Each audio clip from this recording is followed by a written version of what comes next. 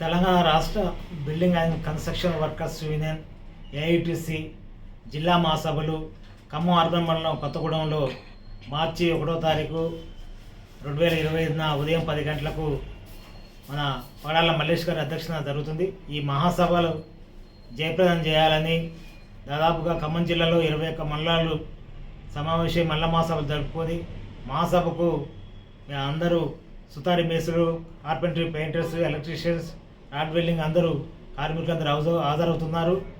ఈ డిమాండ్స్ ప్రభుత్వం ఇచ్చే ఇప్పుడు న్యాచురల్ డెత్ గాను 1,30,000 5 లక్షలు ఇవ్వాలని, అలాగే డెలివరీ, మ్యారేజ్ గిఫ్ట్కు ఇప్పుడు ఇచ్చే 30,000కు ₹1,00,000 ఇవ్వాలని, యాక్సిడెంట్లో ప్రమాదవశాత్తు చనిపోయిన భవన నిర్మాణ కార్మికుడికి ఇచ్చే 6,30,000 10 లక్షలు ఇవ్వాలని డిమాండ్ చేస్తున్నాం.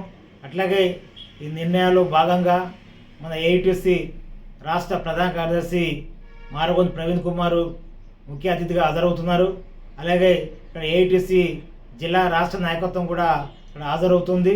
ఈ మహాసభను జయప్రదం చేసి అట్లాగే పెండింగ్లో ఉన్న క్లైమ్స్ అన్ని త్వరగా పరిష్కరించాలని, అలాగే ఈ ఏదైతే నెట్ ఉందో ఆ నెట్ స్లోగా ఉంది, దాన్ని కూడా ఇంప్రూవ్ చేసి త్వరగా క్లైమ్స్ అయ్యేటట్టు ప్రభుత్వం చర్యలు తీసుకోవాలని, అలాగే ఈ సంక్షేమ బోర్డులో ఇన్సూరెన్స్ కంపెనీలు వీళ్ళు చొరబడి దాన్ని సంక్షేమ చట్టాన్ని విచ్ఛిన్నం చేయడం కోసం ప్రయత్నాలు చేస్తున్నారు.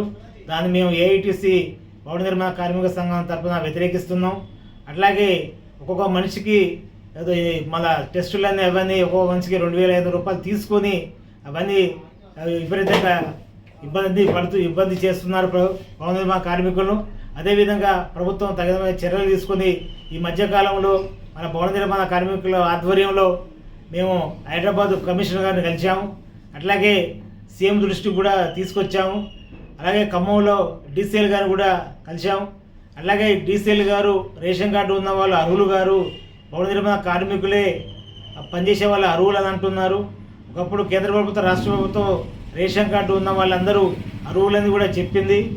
ఇప్పుడున్న వచ్చిన డీసీఎల్కు అతను రేషన్ కార్డు ఉన్న వాళ్ళు అర్హులు గారు సుతారుల సంబంధించిన బిల్డింగ్ వర్కర్స్ పనిచేసి 90 రోజులు పనిచేసిన వాళ్ళకే అర్హులు అని చెప్తుండ్రు.